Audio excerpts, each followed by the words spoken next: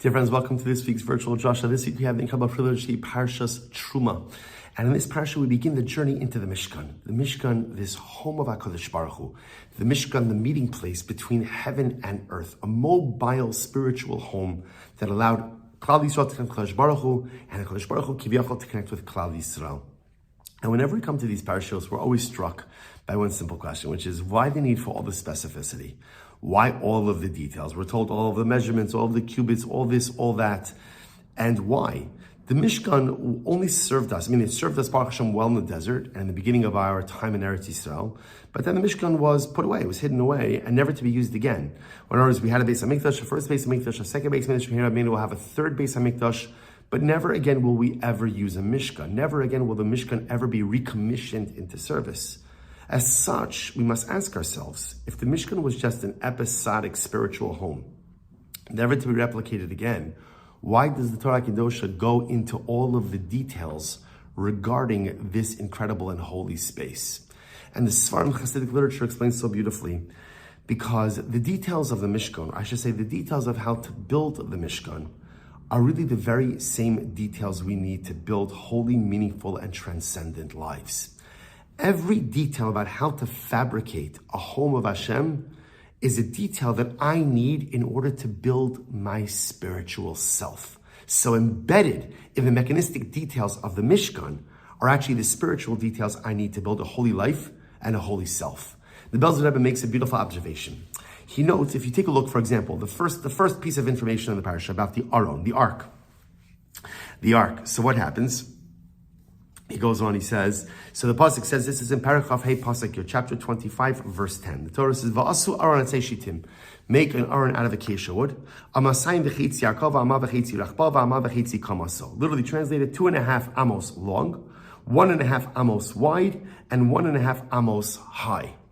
And the Belzer Rebbe, fine, interesting. Belzer Rebbe makes an interesting observation. Why are all of the measurements of the Aron in half amos? Right? Remember it again. The Aron is 2.5 amos by 1.5 amma by 1.5 amma. Why? And I'll tell you something interesting. If you look at all the utensils of the Mishkan, they're all of their measurements are in half amos. Why? Why not just give complete amma measurements? Why is everything in half amos? And the Belzer Rebbe says something absolutely beautiful. He quotes the Medrash at the end of creation. The pasuk says, "Vayar Elokim es kol asher asa." Hashem said, Hashem saw everything that He did, all that He created. V'hinei tov ma'od, and it was very good. And often when we look at that phrase, it's beautiful. It's like a sum total, because each and every day of creation, it said, "Vayar Elokim ki tov." Hashem saw what He did, and it was good. So at the end of creation, Hashem says He saw everything that He did. V'hinei tov ma'od, it was very good. But the Medrash says something amazing. The Medrash says, what does it mean that Hashem saw everything that He made and it was Tov Ma'od? What was Tov Ma'od? What was very good? And the Medrash says, it was Ze Yetzer Hara. That was the Yetzer Hara.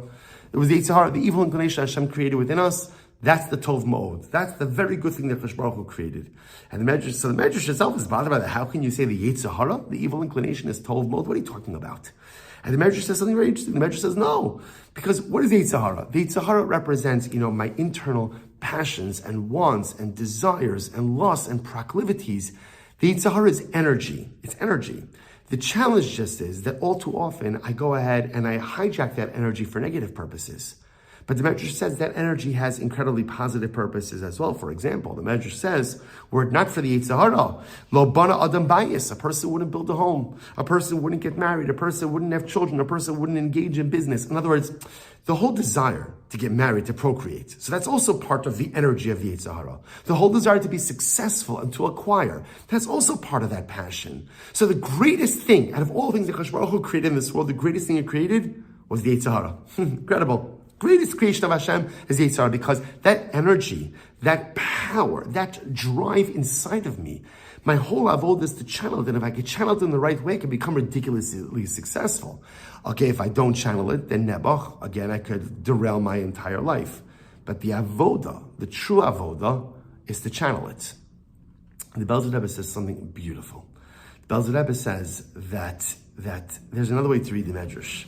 And right, because the Medrash says, what does it mean when the pasuk says, Hinei tov ma'od, it was very good. So the Medrash says, Ze Yetzer Hara. Says the Belzer Rebbe, different understanding of the Medrash. There are people who go through life, and they're faced with incredible opportunities each and every day. But sometimes what do people say? You know what? I'm willing to try something new or take something on or commit myself to something, but only if I'm 1,000% sure I could stick with it. Only if I could be committed, or only if I know that I'm going to be successful.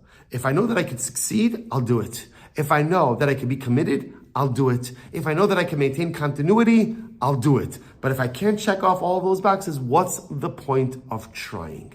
And the Rebbe says, listen to what the Medrash says, that if you take a Tov Ma'od approach to life, what's a Tov Ma'od approach? Everything has to be Tov Ma'od. I'm only going to do something if I could do it Tov Ma'od. I'm only going to try something if I could do it really well, perfection. I'm only going to take something upon myself, a Kabbalah, an obligation, if I know with absolute certainty that I could see it through to completion. That's called a Tov Ma'od mindset. Everything has to be perfect. Everything has to be good. The Rebbe says, Medrash says, if you take on Tov Ma'od mindset, Ze Yetzer Hara. Wow. That's the Yetzer Hara.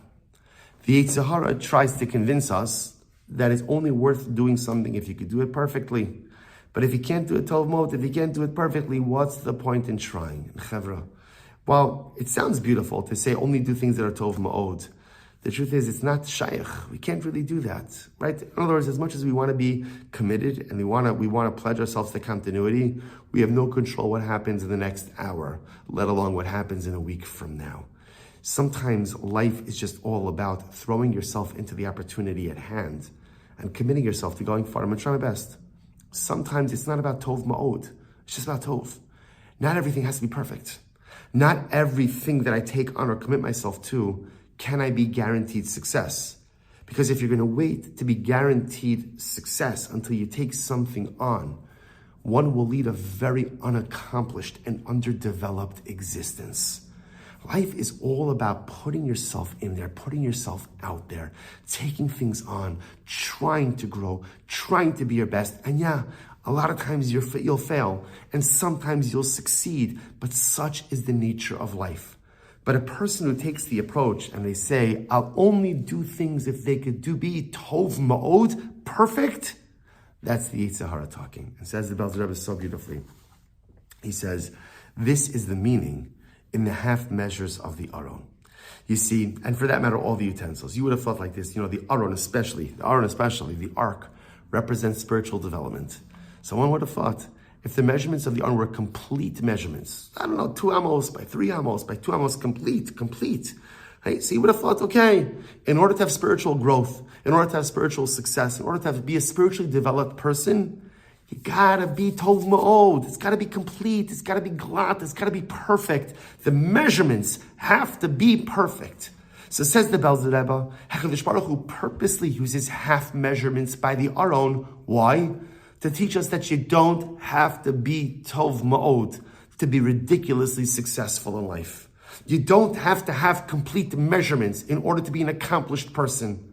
And you don't have to be perfect in order to self-actualize. The Rebbe writes, he says, L'lamed, das l'misha osik b'Torah, afim lo esak da'adayim estrom ha'madrega, va'adayin hincha bebechinas midas shvuros. It's interesting. He calls the half measurements midos shvuros, broken measurements. Broken measurements. That even if you are a broken measurement person, I'm a guy. It's just what it is. Just a half am a guy. As much as I'd love to have complete amos, as much as I'd love Tov Ma'od, just haven't been able to get that together. Lest you think that therefore you can't be successful, the Aron itself is measured in half measurements. And what a profound yesod. Had the Aron been measured in complete amos, you would have thought that the only way to spiritually self-transcend, the only way to spiritually self-actualize, is if you're perfect, as if you got everything together, as if you're fully committed, as if you're Tov Ma'od. But no, the Torah uses midos shavuros, broken measurements, half measurements, to teach us that even if you're not Tov Ma'od, but you're willing to put yourself out there, that even if you can't guarantee commitment, but you're willing to try, even if you're not perfect, but you're broken in all different ways, I too can become spiritually developed and could accomplish great things. The Aron, the Ark, is measured in midos shivuros, broken measurements, to repudiate the Tov Ma'od mindset, to repudiate the idea that you have to be perfect in order to be accomplished. You could be broken, you could be half, you could even be non-committal. You could be as imperfect as you are. You could be midos shivuros, but you can still accomplish great, beautiful, spiritual, and holy things. That's the lesson, says the Belzer Rebbe, of the midos of the Aron. And again, when you begin to look at it this way, you begin to see all of the utensils are half measurements. The Ribono Shel Olam understands that sometimes the greatest Yetzer Hara, the greatest obstacle that we face is ourselves. That somehow we convince ourselves that it's only worth doing something if you could do it perfectly. Well, Chavra, what can you guarantee you're going to do perfectly? Or it's only worth trying something or committing to something if you have some guarantee of success. Well, who could guarantee success for anything? That's not what life is about. Life is about half measures. Life is about midos shivuros. Life is just about trying. Just put in the effort. Just try. Take something upon yourself, even if you don't know that you could keep it up. Put yourself in the right trajectory, even if you don't know how long you're going to be able to stay on that beautiful and holy path. Life is filled with half measures, and that's all Hakadosh Baruch Hu asks of us. He doesn't ask me to be a full Amma Jew. He just asks me to be a half Amma Jew. He doesn't ask me for Tov Ma'od, for very good, for excellence, for perfection. He just asks me for Tov. That's all Hashem wants of me, is just to go ahead and somehow bring together the midos shivuros, the half measures. And I think this lesson is always important to us in life. Last Erev Shabbos I spoke about the Bivas family, and today so many of us watched that Levaya and the heartbreaking hesped and the heartbreaking eulogies, and just the overwhelming and searing pain of seeing a mother buried together with her two children. The mind can't comprehend, the neshama can't comprehend. And I think the Torah is also telling us that even from midos shivuros, even from broken measures, because who amongst us now, after seeing everything we've seen, and that's not a broken measure, we're all broken measures, but even broken measures, even broken measurements could create something beautiful. The power of Klal Yisrael is that no matter how much we're broken, no matter how sad we are, no matter how tzibrochen or heartbroken we may be, no matter how many failures we've encountered as individuals or as a collective, the half measures could combine to form something beautiful. The half measures create an ark, an aron that contains the luchos, an aron that is the throne to HaKadosh Baruch Hu, because half measures could create something incredible. So both as individuals, stop waiting for some guarantee of success. Stop waiting until the planets align, the stars align, the universe is in perfect equilibrium to take the steps you need to take. Just go. Just do. I don't know if I'm going to succeed. None of us know we're going to succeed. I don't know if I can do it perfectly. Good news, Hakadosh Baruch Hu doesn't need perfection. The heartbreak that we feel over what we have seen happen to our people. Take that broken measures. Take those midos shivuros. Take that broken heart and build something with it. With a broken heart, you can build a lot. With even a little bit of commitment, you can build a lot. And with a ton of imperfection, you can still create a beautiful Aron Kodesh. This is the lesson of the Aron. This is the lesson of the Mishkan. This is the lesson of Midos Shavuros. May we be Zoch Amiras Hashem to take our half measures and be Zoch as individuals and as a collective to build something beautiful. Wishing everyone a good Erev Shabbos.